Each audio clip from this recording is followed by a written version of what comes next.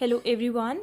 In today's video we will discuss about fundamental theorem of arithmetic और जो इसकी statement है it says that every natural number n greater than 1 is either prime or it can be expressed as a unique product of prime. कोई भी natural number जो greater than 1 है या तो वो prime होगा या फिर अगर prime नहीं हुआ तो हम उसको prime के प्रोडक्ट में लिख सकते हैं। एक ऐसा एक्सप्रेशन जिसमें हम प्राइम के प्रोडक्ट्स में उसको लिख सकते हैं और वो प्रोडक्ट जो है वो एक्सप्रेशन जो है वो यूनिक रहेगी। जैसे कि समझते हैं, 1 तो ले नहीं सकते, 2 से स्टार्ट कर सकते हैं। 2 को हम कैसे लिख सकते हैं? 2 into 1 where 2 is a prime. 3 को हम लिख सकते हैं 3 into 1 where 3 is a prime. Then 4 can be written as 2 into 2 where 2 is prime.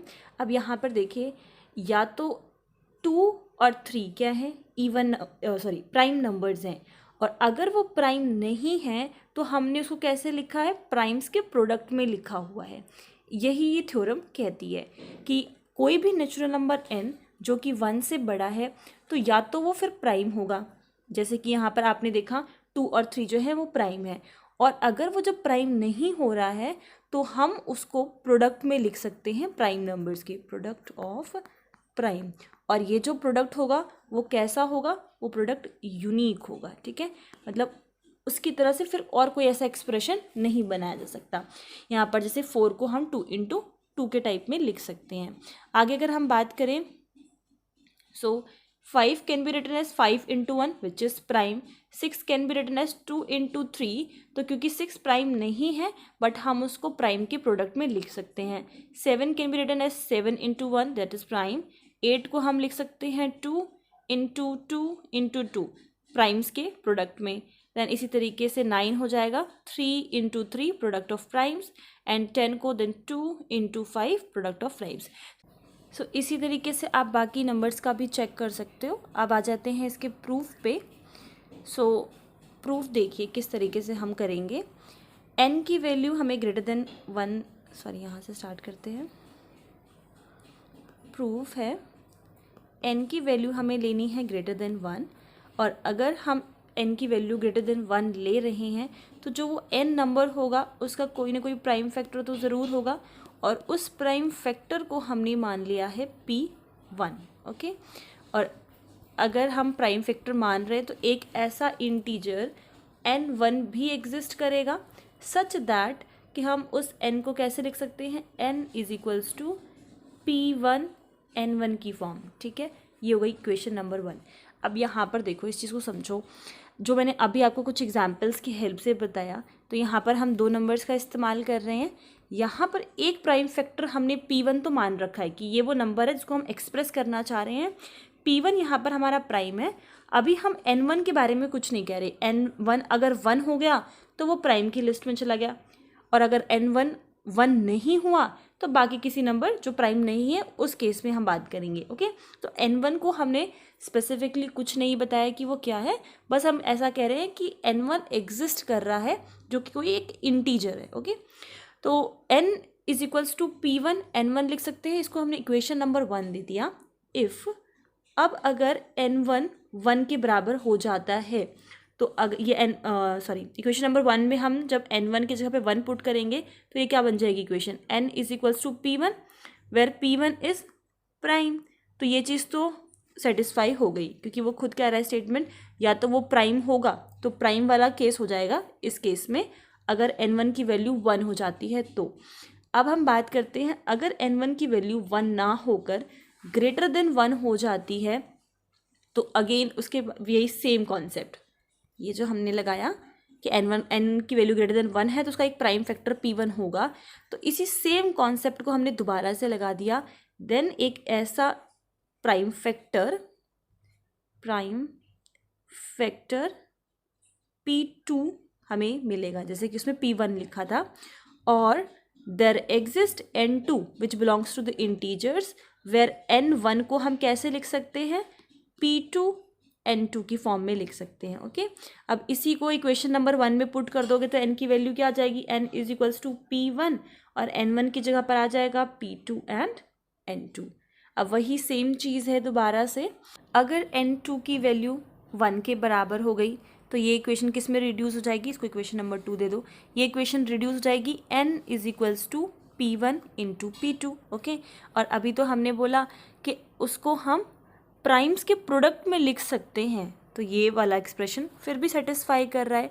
अब दोबारा से हम बोल सकते हैं अगर n2 1 के बराबर ना होकर ग्रेटर देन 1 हो गया, देन अगेन एक प्राइम फैक्टर एग्जिस्ट करेगा, वो है P3, और एक n3 ऐसा एग्जिस्ट करेगा सच दैट n2 को हम कैसे लिख सकते हैं, P3 इंटू में n3। जो इक्वेशन नंबर 2 एक्सप्रेशन हमने लिखा था उसमें n2 की वैल्यू पुट कर दोगे तो क्या हो जाएगा, n is equals to P1 into में P2, और n2 की जगह पे आ जाएगा P3 इंटू में n3, ओके।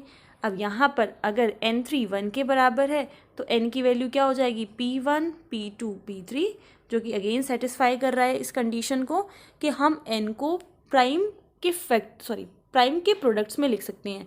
P1 प्राइम है, P2 प्राइम है, P3 प्राइम है, इनके प्रोडक्ट्स में लिखा जा सकता है।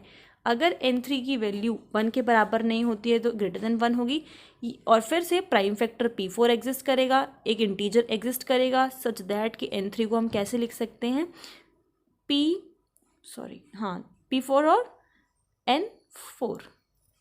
और ये सेम प्रोसेस जो है वो कंटिन्यू करेंगे, और इसी स्टेप्स को बार बार रिपीट करने से हमें जो लास्ट में n का एक्सप्रेशन मिलेगा it will be something like P1 into P2 into में P3, और ये चला जाएगा PR तक।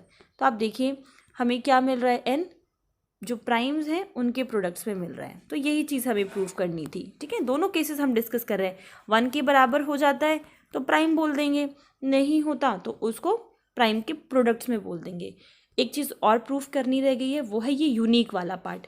हमेशा प्रूफ करना होता है, जब भी वर्ड यूनिक लिखा है तो हम क्या करते हैं, यूजुअली एक और ऐसा पेयर मान के चलते हैं और बाद में ये शो कर देते हैं कि ये आपस में दोनों बराबर ही होंगे।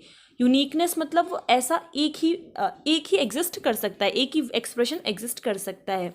तो दूसरा हम मानकर चल रहे हैं एक्सप्रेशन, मान लेते हैं इस n को, इस नंबर को हम एक और तरीके से लिख सकते हैं, जैसे हो गया this is Q2 Q3 and till QR।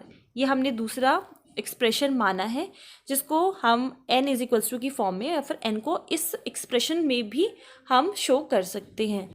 Uniqueness proof करने के लिए अगर हम ये शो कर दें कि ये जो P1 P2 P3 till PR तक है ये किसके इक्वल है, Q1 Q2 Q3 and QR, मतलब यहाँ का हर एक पेयर हर एक ये P1 Q1 के बराबर है, P2 Q2 के बराबर है, तो हम क्या बोल सकते हैं कि इस n को हम एक ही तरीके से एक्सप्रेस कर सकते हैं, और जब एक ही तरीके से एक्सप्रेस कर पाओगे तो वो यूनिकनेस की प्रॉपर्टी को सेटिस्फाई कर जाएगा। तो स्टार्ट किस तरीके से करेंगे, हम इन दोनों को इक्वेट करके लिख सकते हैं, P1 इंटू में P2 इंटू में P3, और ये हो जाएगा till PR is equals to Q1 into में Q2 इंटू में Q3, और ये हो जाएगा लास्ट में QR। इसको QS मान लेते हैं और यहाँ पर इसको भी हम QS ले लेते हैं। अब देखिए आपका ये क्वेश्चन हो सकता है कि हम इसको इक्वल क्यों पुट कर रहे हैं, यहाँ पर ये जो दोनों एक्सप्रेशंस हैं वो दोनों ही n के बराबर हैं, तो हम इसको इक्वेट कर सकते हैं। हमें प्रूफ क्या करना है कि P1 आपका Q1 के बराबर है, P2 आपका Q2 के बराबर है, जैसे कि हम ये प्रूफ कर सकें कि दोनों एक्सप्रेशन सेम है और यूनिकनेस प्रॉपर्टी जो है वो सेटिस्फाई हो जाए। अब इस चीज़ को अगर हम यहाँ पर और ये ब्रैकेट लगा दें तो देखिए P1 जो है वो किसको डिवाइड कर रहा है, इस पूरे प्रोडक्ट को डिवाइड कर रहा है, Q1 इंटू में Q2 इंटू में Q3 टिल QR।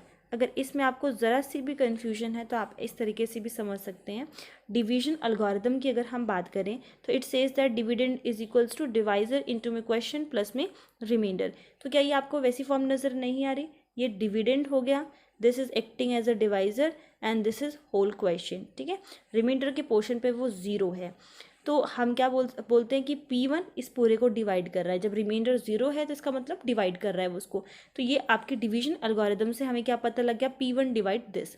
अगर लेट अस से कि P1 जो है वो डिवाइड कर रहा है Q1 को, अगर ऐसा है तो देखिए Q1 तो हमारा खुद क्या है, प्राइम है, यहाँ पर हमने ये चीज़ तो प्रूव कर दी थी, ये P1 P2 सारे कैसे हैं, हम प्राइम लेकर चल रहे हैं, और यूनिकनेस के लिए भी हम सेम ही एक्सप्रेशन लेकर चलेंगे, एक ऐसा एक्सप्रेशन जिसमें सारे फैक्टर्स कैसे हैं, प्राइम है। तो P1 P2 ये सारे प्राइम हैं, सिमिलरली Q1 Q2 Q3 सारे प्राइम हैं। तो यहाँ पर आप देखिए, हम P1 को भी प्राइम बोल रहे हैं, Q1 को भी प्राइम बोल रहे हैं, और ये बोल रहे हैं कि दोनों डिवाइड कर रहे हैं, ठीक है। तो प्राइम के तो फैक्टर्स क्या पॉसिबल है, एक तो 1 ही होगा और Q1 होगा, और तो उसके कोई फैक्टर्स हो ही नहीं सकते क्योंकि ये प्राइम है। तो इससे एक ही रिजल्ट सामने आता है कि अगर ये दोनों डिवाइड कर रहे हैं तो ऐसा तभी पॉसिबल हो पाएगा जब ये दोनों बराबर हो, ठीक है, क्योंकि ये प्राइम है, कोई और फैक्टर्स इसके मिलेंगे ही नहीं कि हम उसको डिवाइड कर सकें।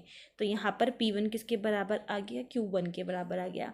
इसी एक्सप्रेशन में अगर हम P1 और Q1 की जगह पर अगर हम क्या पुट कर दें, P1 पुट कर दें, क्योंकि अभी जस्ट बोला कि ये इसके इक्वल है। तो आप क्या कर सकते हो, दोनों साइड से P1 और P1 को कैंसिल कर सकते हो, तो यहाँ से P1 हट जाएगा, यहाँ से भी P1 हट जाएगा। अब आपको वही प्रोसेस दोबारा से रिपीट करना है। अब हम ब्रैकेट लगा देंगे, P3 से स्टार्ट होगा टिल PR तक। अब क्या बोल सकते हो आप, हम ये बोल सकते हैं कि जो है अब P2 जो है वो इस पूरे इसके प्रोडक्ट को, यहाँ से ये हट जाएगा, डिवाइड कर रहा है। अगर डिवाइड कर रहा है तो लेट अस से दिस P2 डिवाइड्स Q2, और अगर ऐसा है तो अगेन दोनों ही प्राइम है, और यहाँ से हमारे पास एक्सप्रेशन मिल जाएगी P2 इंटू में Q2। अब आप ये सोच रहे हो कि पर्टिकुलरली पहला ही क्यों ले रहे हैं, अगर ये इसको डिवाइड कर रहा है तो आपको कोई ना कोई एक फैक्टर तो ऐसा मिलेगा ही जिसकी वजह से ये उसके पूरे प्रोडक्ट को डिवाइड कर रहा है। तो आप रेंडमली कोई भी चूज़ करते हो, तो हमने नंबरिंग कर रखी है, और आपको ईजिली समझाने के लिए हम वही सेम Q1 Q2 बोल दे रहे हैं। जिसको भी वो कर रहा होगा उस पर्टिकुलर को हमने Q2 नाम दिया हुआ है, जिसकी वजह से पूरा प्रोडक्ट जो है वो डिवाइड हो रहा है। जैसे कि वी नो दैट 2 डिवाइड्स 4, और इसमें 4 में आप कुछ भी अब आगे मल्टीप्लाई कर दोगे तो भी इसको पूरा डिवाइड करेगा ही करेगा। तो जो फैक्टर लाइक 4 को आपने 2 इंटू 2, और जो आपने नया नंबर आप मल्टीप्लाई करते हुए जा रहे हो, ये सारा ही फिर 2 जो है 2 से डिवाइड हो जाएगा, क्योंकि एक बार अगर ये 2 से डिवाइड हो रहे तो उस नंबर को पूरा इवन बना दे रहा है और 2 उसको डिवाइड कर जाएगा। तो सिमिलरली कहने का सिर्फ इतना मतलब है कि अगर आप कोई और नंबर उसमें मल्टीप्लाई कर भी देते हो तो वो नंबर भी आगे फिर उससे फर्दर डिवाइड हो जाएगा। जो नंबर वो डिवाइड कर रहा है उस नंबर को हम मान के कह रहे हैं कि लेट ये इस नंबर को डिवाइड कर रहा है, और फर्दर इसको आगे इक्वल प्रूफ कर दे रहे हैं। क्लियर। तो इसी प्रोसेस को रिपीट जब करेंगे बार बार, तो जैसे कि इस केस में दोबारा से P2 को Q2 के इक्वल प्रूफ कर दिया, यहाँ से आप इसको चेंज कर सकते हो तो दोनों को यहाँ से कैंसिल कर सकते हो। आगे उसी प्रोसेस को रिपीट करते जाइए बार बार। जब रिपीट करेंगे इस प्रोसेस को तो हमें सारे P1 P2 P3 एक एक करके Q1 Q2 Q3 इन सब के इक्वल प्रूव हो जाएंगे, ठीक है। और यही यूनिकनेस में हमें दिखाना था। दैट्स ऑल, इतना ही है। पहले तो हमने ये दिखाया कि या तो प्राइम होगा और या तो फिर प्राइम के प्रोडक्ट में लिखा जा सकता है। बाद में हमने ये बताया कि इस एक्सप्रेशन को आप एक ही तरीके से लिख सकते हैं और ऐसा कोई दूसरा एक्सप्रेशन एग्जिस्ट ही नहीं करेगा। तो आई होप आपको ये थ्योरम अच्छे से समझ में आ गई हो। इनकेस कोई भी प्रॉब्लम हो तो पूछ सकते हो of course. Then okay, thank you.